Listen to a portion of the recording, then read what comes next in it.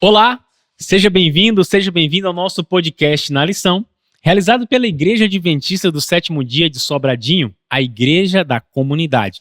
Eu sou o Wellington Ribeiro e você é o nosso convidado e a nossa convidada especial para juntos relembrarmos, aprendermos, estudarmos e nos aprofundar. Aonde? O nosso guia de estudos que vai nos levar à Palavra de Deus. E nesta temporada, a última desse ano, iniciamos a ver o Evangelho pela perspectiva do discípulo amado, João. E nós já começamos na semana passada, você viu que foi maravilhoso como João começou a desdobrar os ensinamentos de Cristo, apontando ele como sendo o Messias. Hoje, nós vamos aprender um pouco mais através de outros sinais que Cristo fez. Mas você sabe, eu não poderia de forma alguma passar esse episódio sozinho. Então eu convidei aqui dois amigos especiais, estiveram conosco na semana passada e estão com a gente hoje. Semana passada eu comecei pelo Jobson, hoje eu vou começar pelo pastor Matheus. Pastor Matheus, já se apresentou, trabalha na Escola Adventista, mas eu tô vendo que hoje você tá com uma camisa aí da Agência de Missões. Isso Conta mesmo. pra gente um pouquinho desse projeto, querido. Primeiramente, espero que vocês estejam muito bem aí na sua casa, nos acompanhando. É muito bom estar mais uma vez aqui com vocês para poder conversar um pouquinho sobre a Bíblia. E esse é um dos ministérios, né, que amamos ali da nossa escola, né, onde nós trabalhamos com missão mesmo, né? Então, na nossa agência de missões, né, isso na verdade vai ser algo muito comum nos colégios adventistas no território da nossa União, né, da União Centro-Oeste Brasileira. Todos os colégios terão, né? E na nossa agência nós temos aí todo um programa, né, de projetos estruturado, né? Então nós temos projetos que acontecem todas as semanas, temos projetos que acontecem todos os meses e projetos pontuais, né? Que às vezes é numa data específica, temos também doações de sangue, né? E faz pouco tempo, algumas semanas atrás, nós viemos aí com um grupo de alunos de uma viagem missionária numa missão lá no Araguaia, servindo ali o povo Inã, né, na Ilha do Bananal, com a ADRA. Então foi uma bênção, e esse tem sido aí os nossos desafios também ali na escola, né, preparar uma geração que ame a missão e que ame servir a Deus também. Que lindo, né? A gente falou na semana passada que a escola não se preocupa somente com a parte acadêmica, mas espiritual, e a missão tem que estar no sangue do espiritual. Que bom. Bom ter você de novo, tá, pastor Matheus? Pastor Joabson, super missionários. Isso. Igual o pastor Matheus acabou de comentar, né, nós temos também ali em nosso colégio, em nossa escola, algo que é feito nas capelas para educação infantil, que é mais ali a minha área. Então eu trouxe aqui super missionários hoje. Nós trabalhamos com as crianças da educação infantil, falamos para elas sobre a missão, a importância de ser um missionário, pegamos temas da Bíblia e passamos a elas sempre em cada capela. Crianças, vocês precisam ser missionárias também. Então aproveitamos esse projeto da associação e estamos colocando ele de maneira bem pontual e bem intencional em nosso colégio. E é uma alegria estar com vocês novamente aqui, é sempre um privilégio poder vir aqui, rever um grande amigo. Então, obrigado novamente pelo convite, muito bom estar com vocês. A alegria é nossa. Nós trouxemos um presente aí para vocês, né? Porque presente só para não deixar passar, né? Esse é um dos nossos primeiros uniformes aí da agência, né? Que então legal. Os meninos usam aí o uniforme para poder servir nos projetos que temos, né? Cada projeto aí com a intenção de formá-los e ajudar. Eu vou mostrar aqui porque o povo ali é curioso. Isso, essa aí é uma das primeiras aí, né, para o pessoal dar uma olhada. Que bacana, hein? Um uniforme bem bonito aí, né? Muito obrigado, muito obrigado. Pastor Matheus, faça a oração para a gente iniciar, por favor, querido. Com certeza, vamos orar aí. E convido vocês aí que estão em casa, né, para a gente começar esse momento também. Vamos orar. Querido Jesus, te agradecemos, Pai, pelas tuas bênçãos, pelo teu cuidado, por mais uma semana também, e queremos aqui colocar, Pai, nossa vida em tuas mãos. Abra a nossa mente, o nosso coração, para que hoje aprendamos ainda mais de ti, Pai, dos sinais da sua divindade mostrados no livro de João. Em nome de Jesus, amém, Senhor, amém. Pegue o seu guia de estudos, se você não escreveu ainda, por favor, diga de onde você está nos assistindo, faça o seu pedido de oração e vamos juntos agora relembrar aqui a nossa segunda lição do nosso guia de estudo, Sinais da Divindade. Amados, olha o verso para memorizar. João capítulo 11, verso 25 e 26. Então Jesus declarou: eu sou a ressurreição e a vida. Quem crê em mim, ainda que morra, viverá. E todo o que vive e crê em mim, não morrerá eternamente. Você crê nisto? Que palavra poderosa, pastor Joabson. Muito poderosa, realmente. Quão bonito seria se nós tivéssemos de fato essa fé que Jesus nos pede. Realmente crer que em Jesus nós temos ressurreição, mas acima de tudo temos vida, né? Temos restauração de vida também.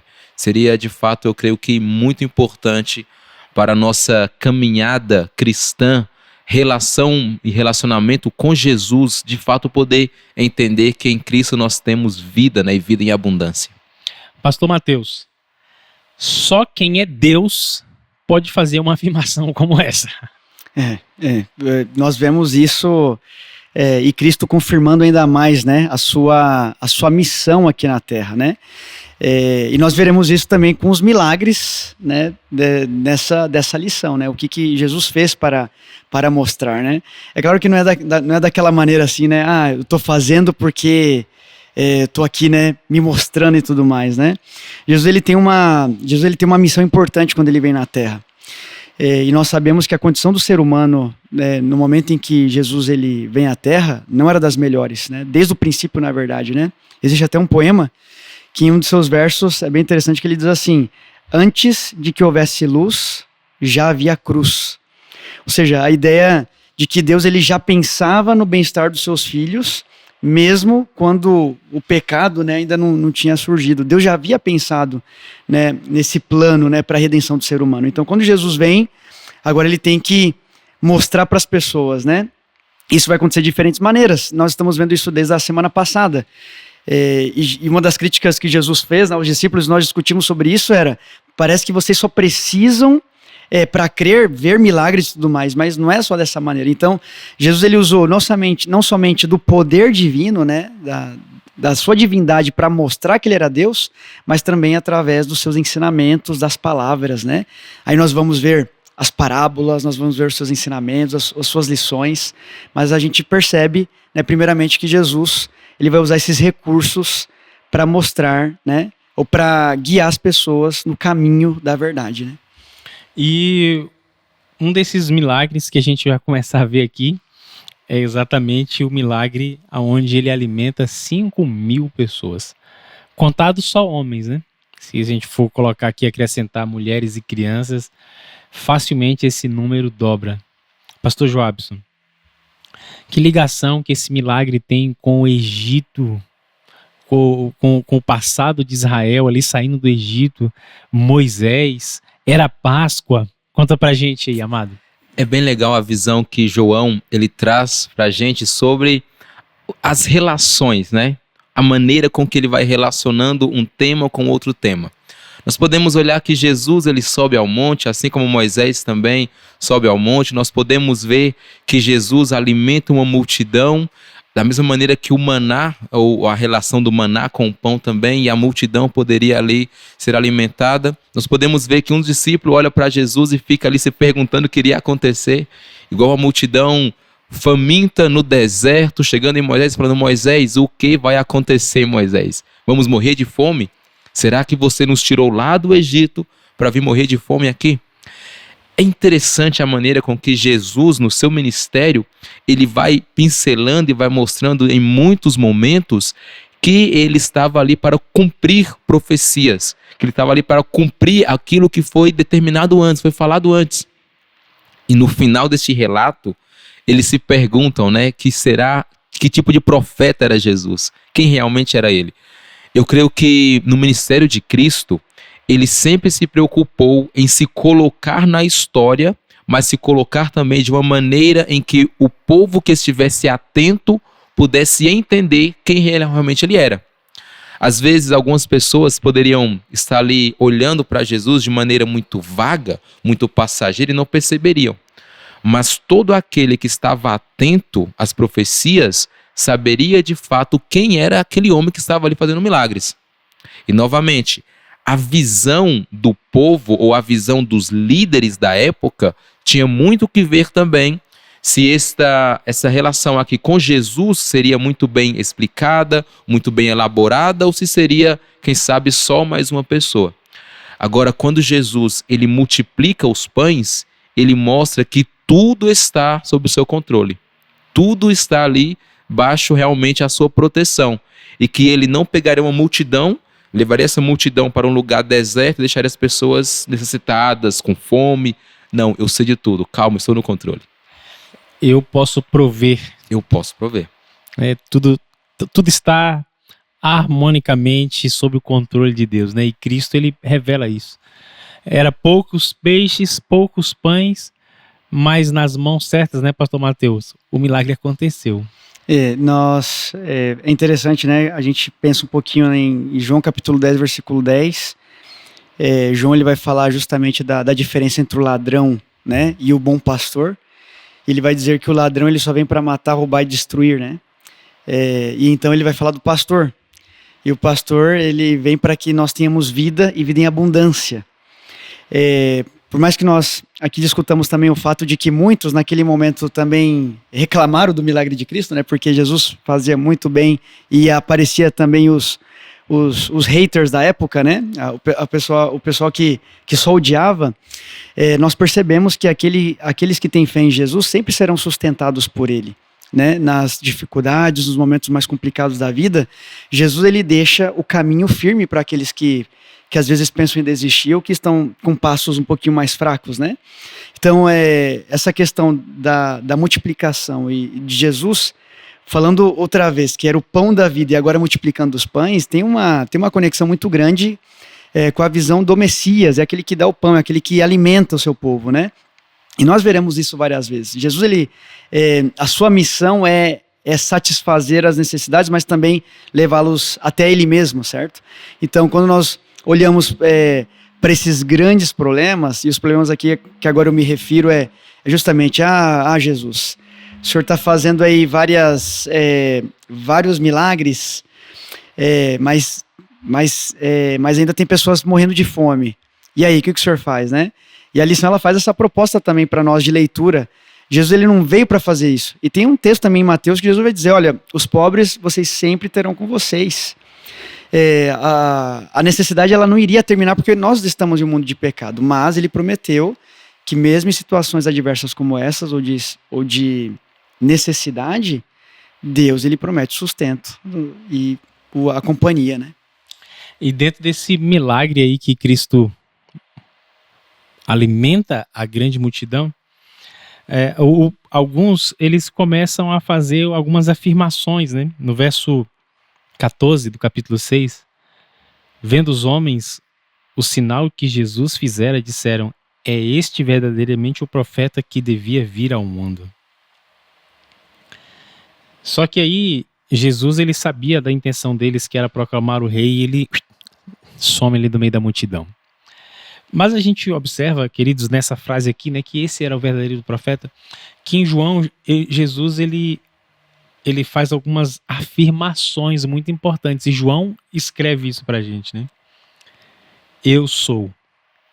Pastor Joabson, Jesus ele afirma ser várias coisas no Evangelho de João. Fala pra gente algumas delas aí, por favor. Olha só, alguém que diz, eu sou o pão, né? Eu sou o caminho, a verdade e a vida, eu sou a luz do mundo, e ele começa a colocar em vários momentos o eu sou. Novamente uma relação com aquele momento em que Moisés estava no deserto, quem sabe desesperado, ali angustiado, pensando quem sabe na vida, e ele vê ali aquela árvorezinha pegando fogo, né? E agora ele percebe que daquele lugar, daquele arbusto, sai uma voz falando, Moisés, eu sou. Jesus aqui neste momento, ele faz uma relação com aquilo. Olha, eu sou a luz do mundo, eu sou o caminho, eu sou a verdade, eu sou a vida. Quem sabe ele poderia perguntar agora, eu sou, ou quem sabe afirmar também, né? Eu sou o que você precisa. Precisa de quê? Você precisa de quê? Ah não, Senhor, eu preciso de água. Eu sou a água. Preciso de luz. Eu sou a luz. Eu quero pão, Senhor, eu sou o pão. Ou seja, o que nós precisamos, Cristo é. O que ele oferece na palavra dele, ele realmente é aquilo.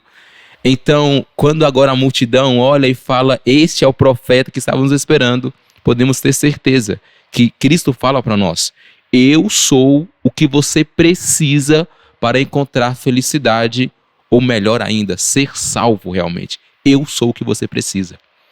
E parece assim que é como se Jesus ele estivesse fazendo uma introdução ao que seria a vida no futuro também, com o seu cuidado agora eterno, né? Porque nós vemos, todos nós vemos, né, que um dos objetivos foi também de inaugurar o reino dos céus aqui na terra, né? Então é como se em cada milagre Jesus agora ele tivesse inaugurando ali ideias, né? Do que seria o reino. Bom, provavelmente era o que Jesus estava mostrando, né? Com cada milagre, as pessoas poderiam ter um gostinho do que seria o seu reino. No reino de Jesus, portanto, não teria fome. No reino de Jesus, portanto, não teria injustiça, não teria coxos, não teriam pessoas sofrendo de saúde, muitos anos, né? Pessoas que não podiam se levantar, né? Como nós vemos a história do paralítico. Isso no reino de Deus, isso não aconteceria. Então Jesus, como o embaixador, né, do reino, ele estava mostrando, olha, eu sou o caminho, a verdade e a vida, né, todos sabem, mas no meu reino, aquele que crer, né, é por isso que ele fala no primeiro verso, né, que nós lemos também no início, isso não haverá. Então, é uma maneira também de entender o que nós teremos no reino de Deus, né? Que coisa maravilhosa. E tem um risco aqui, dentro desse contexto, né, amados? Porque eles queriam uma bênção temporal e Cristo está assim, levantando o rosto deles para eles olharem para uma bênção superior, que sobrepuja o prato de comida, que sobrepuja uma comodidade ou um benefício. Mas ainda hoje existe um risco de buscarmos a Deus pela bênção temporal em detrimento da espiritual e da eterna, né, pastor Joabson? Olha só que interessante. Quando nós olharmos para isso, eu creio que é importante olhar também para o foco. Imagine comigo, uma multidão ou pessoas que estavam ali, líderes focados no mundo ou em conquistas mundanas. E então chega Jesus, um homem que pode curar, um homem que pode alimentar. Imaginem um contexto de batalha, o soldado poderia ali ser machucado e Jesus rapidamente iria ali, traria novamente esse soldado à vida. Ou seja, era o rei ideal. Era o rei ideal. Ter Jesus como rei de uma nação era sinal de vitória certa. Mas o foco de Jesus não estava em conquistar reinos neste mundo. Se nós pensarmos um pouquinho antes, quando ele foi tentado, uma das tentações foi justamente esta. Satanás fala para ele, olha, o que você quiser eu te dou, é tudo meu, fica tranquilo.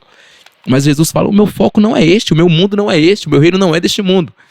Jesus, ele não queria que as pessoas olhassem para ele e pensassem, olha, Jesus, ele veio para curar, para alimentar, e agora nós seremos a melhor nação do mundo. Não era essa a ideia. O que Jesus queria era que as pessoas olhassem para ele e entendessem, o reino de Jesus não é deste mundo. O que ele quer nos levar realmente a entender e a pensar não é em um mundo passageiro. Ele não queria libertar somente dos romanos. Os romanos não é nada. Não é essa a ideia.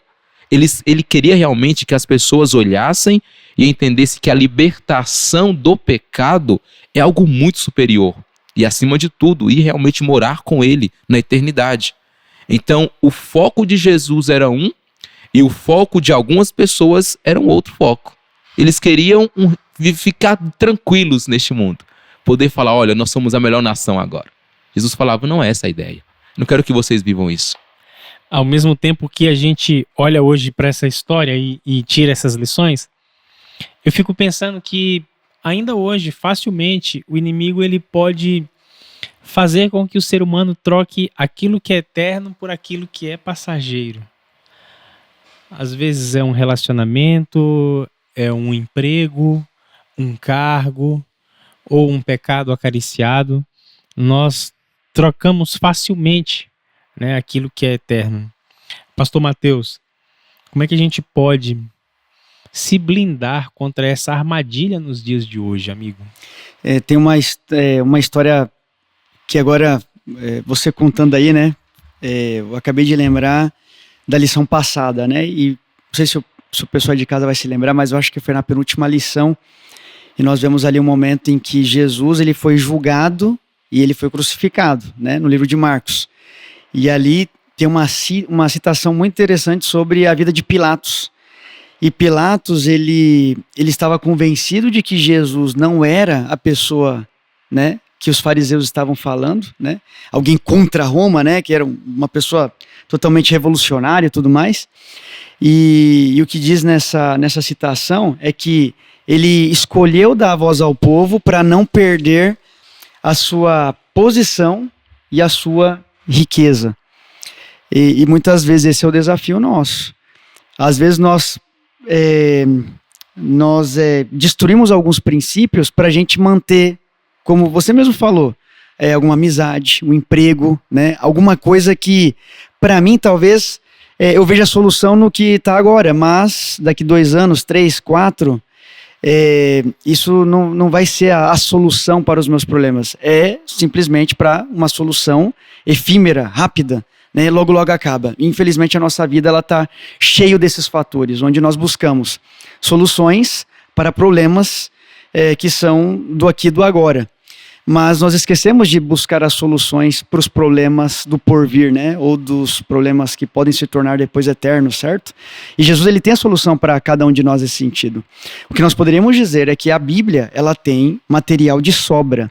Textos que falam de promessas que se cumpriram. E se nós temos alguma dúvida em relação a promessas que ainda estão no futuro, e talvez eu ou você aí de casa possa pensar, mas até agora o que eu pedi para Deus não foi escutado, ou ele não me respondeu. Como eu posso ter certeza de que uma promessa no futuro, ela será escutada e feita por Deus? Bom, então olhe para o passado. Na concepção judaica, as pessoas, era como se a maneira como eles olhavam para o tempo era diferente. É como se eles estivessem andando de costas para a direção que é o futuro, mas olhando para o passado. Ou seja, as pessoas elas prosseguiam sua vida, mas sempre com a ideia de que no passado Deus cuidou, e por isso eles estavam prosseguindo. Então, por que ter dúvida se há tantas histórias, tantas profecias que já foram cumpridas, tantas coisas que a Bíblia ela deixa prova para nós, que foram ditas e foram cumpridas, e que Deus está cuidando. Ou seja, não há dúvidas, né, se nós paramos para analisar bem. Então, nós podemos hoje, nós temos uma linda oportunidade de ver todas essas coisas e colocar as nossas esperanças nas promessas que Deus já fez e ter a certeza de que por mais que pareça que está lá no futuro e está muito longe, Deus ele está cumprindo e ele está agindo também. Glória a Deus. Na semana passada, nós vimos que começou um debate sobre o milagre que Cristo fez para aquele paralítico no tanque de Betesda. Passou um tempo e agora Jesus cura um cego de nascença. Existia ali muita mística em torno dessas enfermidades. Alguns interpretavam que era um castigo, uma punição de Deus. Olha como eles estavam enxergando Deus, né? Foi ele, foi os pais, foi quem foi? Mas aí Jesus realiza ali um milagre. Pastor Joabson, o que Jesus tenta mudar na mentalidade deles em relação à doença? Porque Jesus mesmo fala, né? Essa enfermidade é para manifestação da glória de Deus. Fala pra gente, amado. Vale ressaltar sempre que as enfermidades ou o problema do pecado não é culpa de Deus, né? Tudo isso existe porque um anjo se rebelou e daí toda a maldade começa a surgir desde então. Mas o que muitos gostavam de fazer naquela época era encontrar culpados. Se alguém está com uma enfermidade é porque alguém pecou. Alguém cometeu um pecado, alguém pisou na bola e agora essa pessoa aí está pagando pelos seus pecados. É quase a visão de um Deus vingativo. Um Deus que não pode ver ninguém cometendo um pecado, que ele vai lá e começa já a colocar uma maldade ou outra, a tirar a visão ou a tirar uma perna, algo do tipo. Um Deus vingativo. E não é essa a ideia que Jesus traz quando ele vai, por exemplo, pregar e ensinar, ele mostra que mesmo onde existe ali questões complicadas, Deus pode criar e fazer bênçãos aquilo ali. O papel de Deus é transformar maldições em bênçãos e não o contrário. Muitos olhavam e pensavam, bom, se essa pessoa está assim é porque ele é uma má pessoa, então Deus só está aí se vingando dele. Ou muitos até pensavam também que por muitos serem fiéis a Deus, Deus nunca mais permitiria que eles fossem escravizados, que eles fossem tomados por nações vizinhas. Inclusive o pastor Mateus ele citou na lição passada, da semana passada, sobre a Mishnah, que eram um montão de regras, um montão de leis para serem o mais perfeito possível e assim não correr risco de serem novamente escravizados, ou morrerem, ou serem levados a uma terra estrangeira. Jesus mostra, pessoal, não é essa a ideia. O que Deus quer fazer com vocês não é transformar bênçãos e maldições. Ele quer pegar o ponto que está errado, aquilo que o diabo ou que o pecado transformou em miséria e transformar aquilo em algo bom. Por isso ele vai dizer, olha, isso aí é para que Deus manifeste a sua glória. É para vocês verem que Deus não é vingativo. Deus é um Deus bondoso. O pecado existe, a maldade existe e as consequências também estão aí. Mas o que Deus realmente quer e o que ele queria através do Filho naquele momento era mostrar para eles, olha, Deus está presente, ele não se esqueceu do seu povo. Ele veio para manifestar a sua glória, né? E realmente trazer abundância ali de bondade, de bênçãos para eles. E complementando essa ideia, amado, se eu vejo que a enfermidade é um castigo de Deus, então por que eu vou ter compaixão de quem está sofrendo? Exatamente. Eu não preciso ter compaixão, porque eu vou ter compaixão de uma pessoa que Deus está castigando. E isso é um problema, né, pastor Mateus? Porque agora a gente começa a entender que a ideia errada leva a uma atitude errada. Se Deus está castigando o cego, então tá certo, ele tem que sofrer mesmo. Eu não preciso mostrar compaixão, não preciso mostrar empatia e não preciso socorrê-lo. Agora a gente entende porque o aleijado dava 38 anos e ninguém levava ele lá no poço. Por quê? É um castigo, ele merece. Eu vou ajudar quem Deus está castigando? Que perigo, né, amado? E eles acabaram se tornando um pouquinho parecidos aos líderes da época também, né?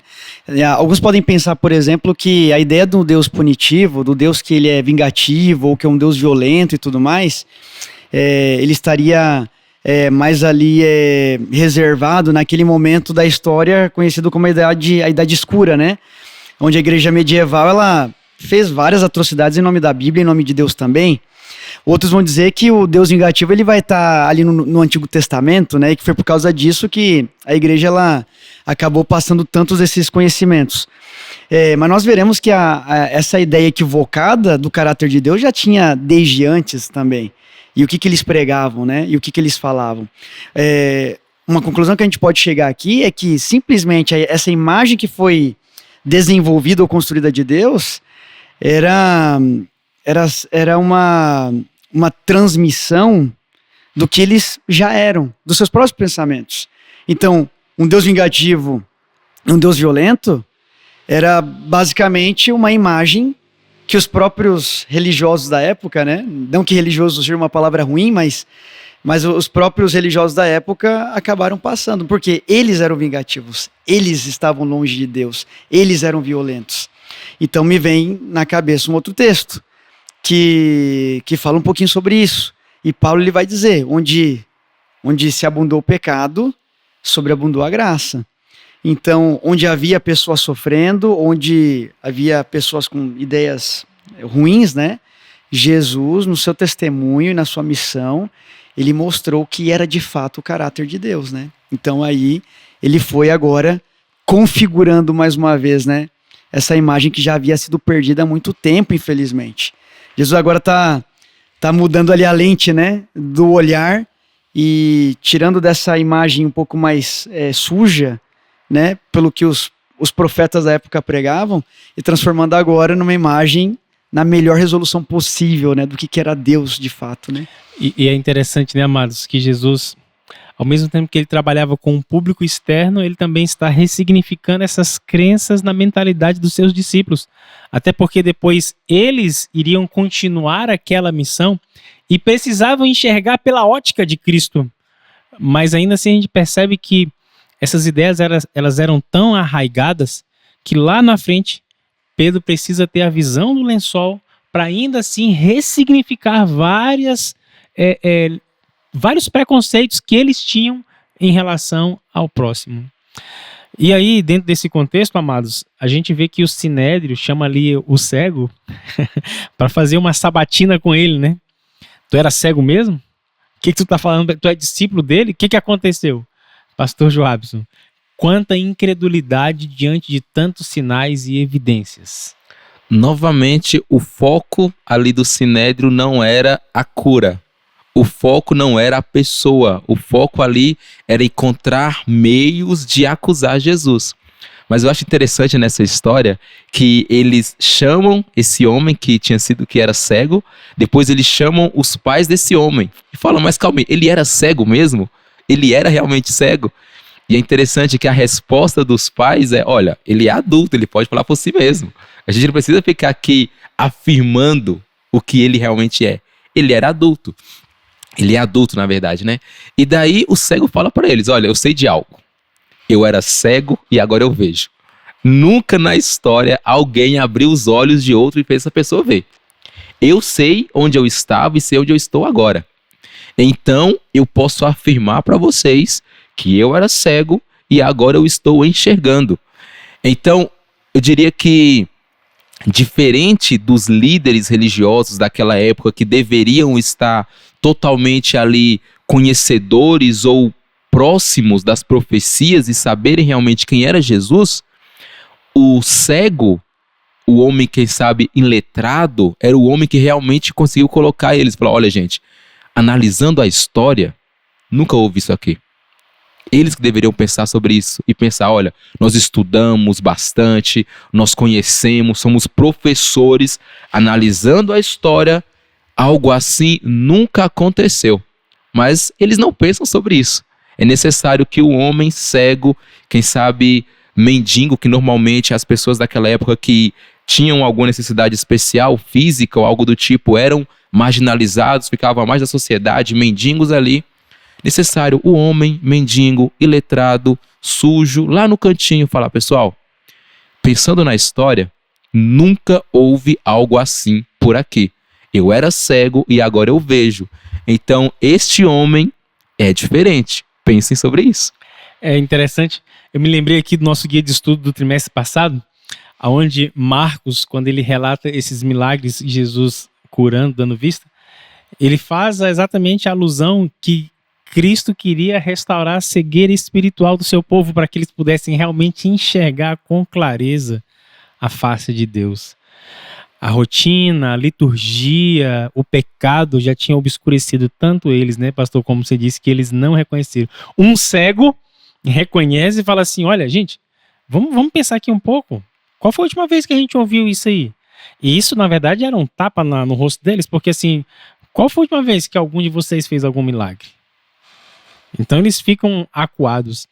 Mas como se não bastasse isso, amados, Jesus avança e aqui a gente encontra em João 11 o relato da ressurreição de Lázaro. Gente, que poder, que momento. Pastor Mateus, por que Jesus demora tanto para ir até a casa daquelas duas mulheres e do irmão dele, né? Lázaro, que já estava morto, mas parece que era necessário, né? Ele demonstrar essa aparente frieza para manifestar o poder divino. Isso nós vemos nesses milagres, né, algumas atitudes potencializando depois o resultado final, né? Então nós vemos isso em vários momentos. Como nós falamos na semana passada, isso acontece nos milagres que Jesus fazia no sábado, ressaltando o significado do sábado, e também algumas atitudes que ele fazia em alguns milagres. Alguns milagres de Jesus também tinham uma ideia de uma parábola viva, né? Vocês acabaram de falar isso. Jesus, ele abriu os olhos de muitas pessoas. E até para comentar da lição do último trimestre, né? O milagre com Bartimeu, o cego, ela está justamente presente numa sessão onde Jesus estava ensinando os discípulos a serem discípulos. Então, aquele que anda com Cristo também tem os seus olhos abertos. E aqui acontece a mesma coisa, ele também está abrindo os olhos de mais uma pessoa. Mas não é só um milagre físico, né? Porque a gente tem que lembrar que na semana passada nós comentamos isso, que o padrão dos milagres de Cristo, o pastor Jobson tinha falado isso, né? Não era como os outros, que era de chamar dinheiro e fama. O de Jesus era de transformar vidas, né? E Jesus, ele queria também que esse cego aqui de nascença, ele também se tornasse um discípulo. Então nós passamos agora para uma outra história, para um outro milagre, que também tem o mesmo peso, mas só que esse peso é pior, porque se trata de um amigo de Cristo. Um amigo de Jesus, querido, né? Uma família amada. E aqui agora estamos falando da morte, que é o pior, né, de todos os males ali que nós vimos, né? Nós não estamos falando de alguém que sofria de paralisia, e nós também não estamos falando de alguém que sofria com a cegueira. Estamos falando de alguém que morreu mesmo, que morreu, deixou de viver, né? E agora Jesus, ele vai fazer um dos grandes milagres, e lembremos, né, do que nós comentamos em uma outra oportunidade. Jesus, ele está apresentando o seu reino aqui, e no seu reino também não haverá morte, né? Com esse milagre que ele está apresentando. Então, o que ele está mostrando ali para as pessoas é isso também. Aquele que segue Cristo não vai passar pela morte eterna.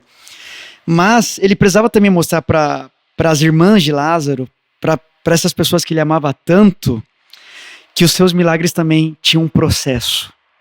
E que as coisas acontecem no tempo de Deus, não no tempo nosso.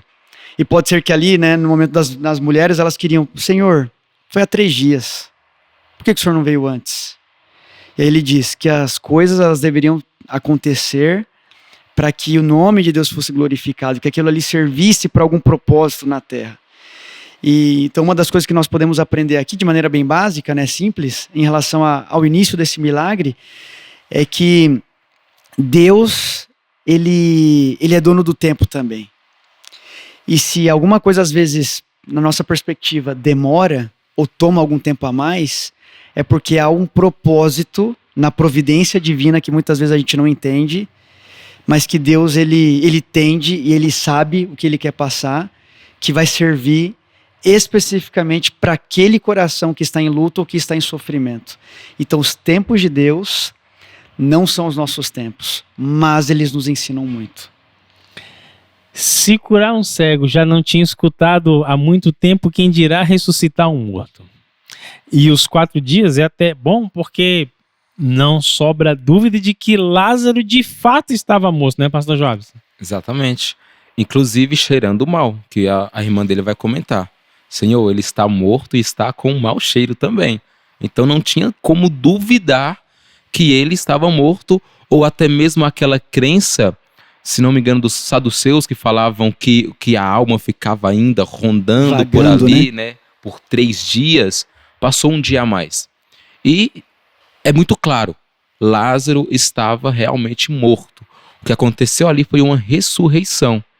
Novamente, algo que não acontecia naquela época, né? Não era comum isso acontecer. Mas Jesus, ele vai novamente colocando detalhes, quebrando padrões, colocando realmente, olha, o que eu estou fazendo com vocês não é algo que um líder ou um mestre ou um doutor da lei qualquer pode fazer. São coisas que somente quem tem ligação íntima e pessoal direta com o Pai pode realmente fazer. Então Jesus, ele mostra de fato nas suas atitudes, em suas palavras, que realmente ele era um com o Pai. Creio ser interessante também a parte onde Jesus, sabendo o que iria acontecer, sabendo o que ele iria fazer, ele ainda assim chora. Ele para, olha a situação e chora. Quem sabe pela incredulidade, mas eu penso que ele chorou por ver o resultado do pecado. O pecado que separa pessoas, o pecado que separa amigos. Jesus olha ali e vê as suas 2 amigas chorando, sabendo que o irmão está lá, né, no meio ali daquela montanha, né, naquele sepulcro ali também, morto ali dentro. Jesus começa a chorar. quão doloroso é o pecado, né? Quão maldoso é o pecado, ou quão maldosa é a morte. Nós podemos ver, quem sabe, alguém, um ente querido que está ali doente, enfermo, e muitas vezes a gente fala, não, melhor que ele descansa. Mas quando chega, a gente chora. Nossa, é doloroso. Jesus passa por isso.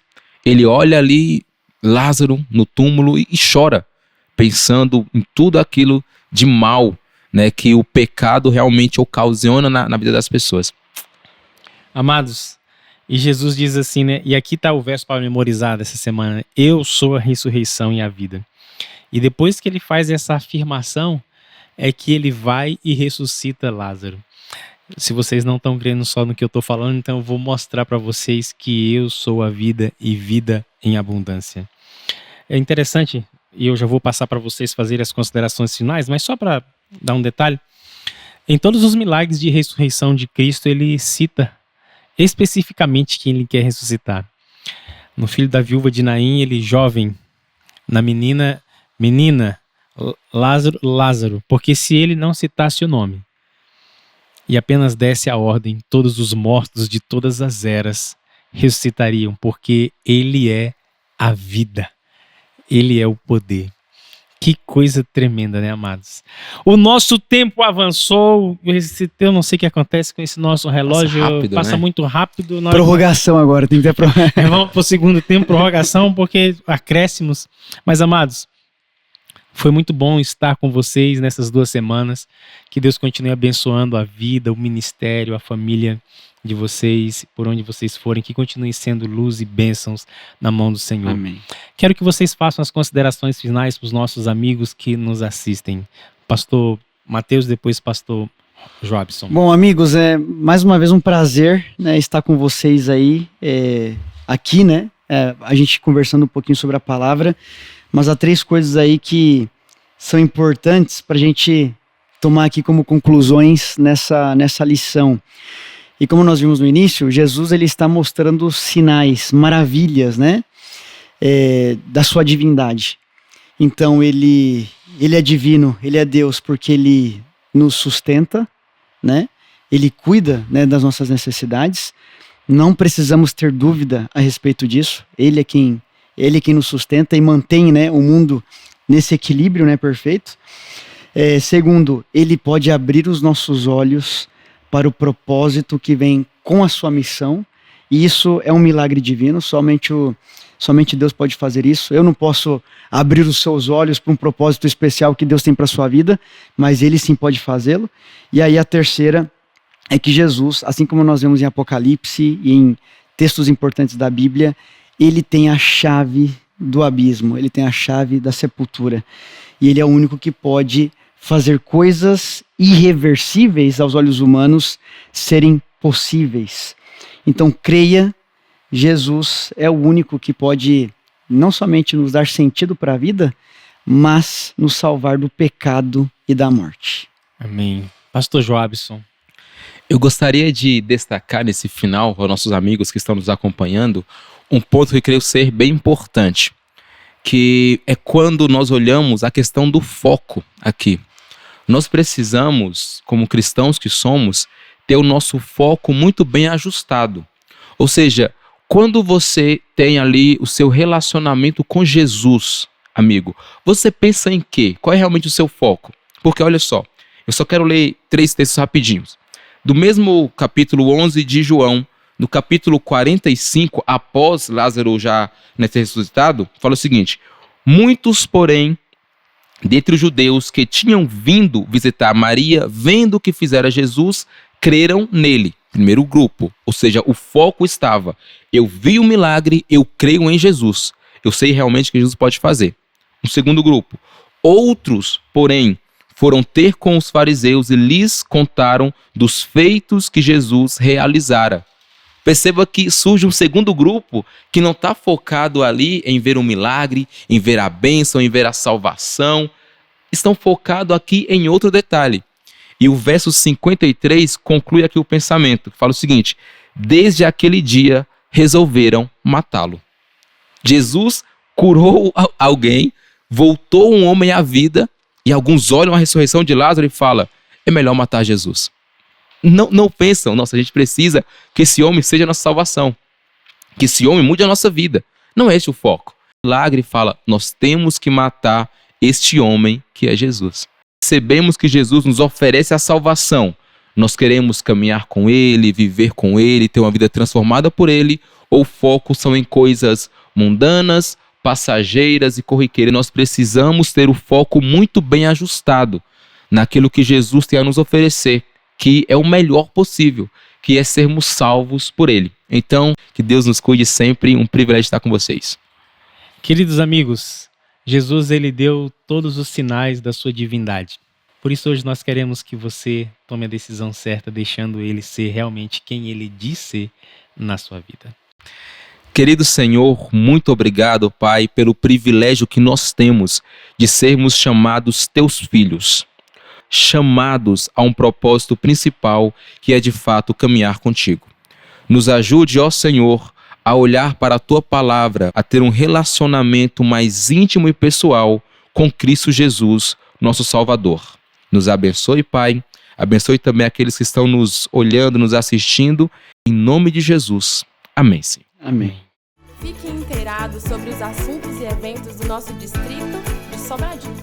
Assista a mensagens pastorais, envie mensagens de aniversário para pessoas de nossa comunidade, tenha acesso aos endereços dos pontos e reuniões de pequenos grupos e muito mais. Ele é de fácil acesso, dinâmico e interativo. Entre agora mesmo na loja de aplicativos do seu celular, baixe o S7 Play e com ele você ficará por dentro de tudo. Maranata!